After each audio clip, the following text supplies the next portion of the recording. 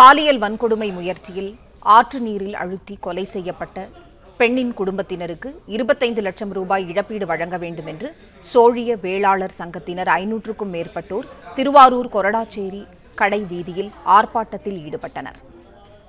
இது தொடர்பான கூடுதல் தகவல்களை செய்தியாளர் ரவியிடம் கேட்கலாம். ரவி, வணக்கம். கூடுதல் விவரங்களை சொல்லுங்க.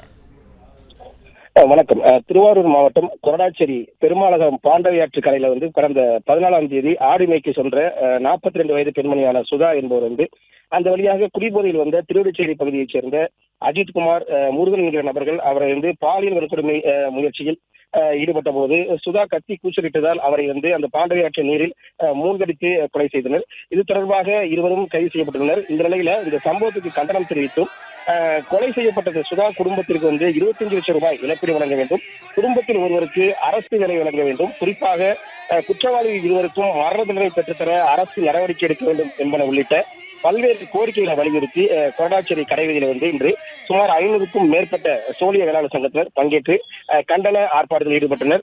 இதில் அரசுக்கு எதிராகவும் காவல்துறைக்கு எதிராகவும் அவர் கண்டன முழக்கங்களை பதிவு செய்கிறார். பிளே ஸ்டோர் மற்றும் ஆப் ஸ்டோரில் இருந்து பாலிமர் செயலியை QR கோடு மூலம் பதிவிறக்கம் செய்யுங்கள். செய்திகளை உடனுக்குடன் பெறுங்கள்.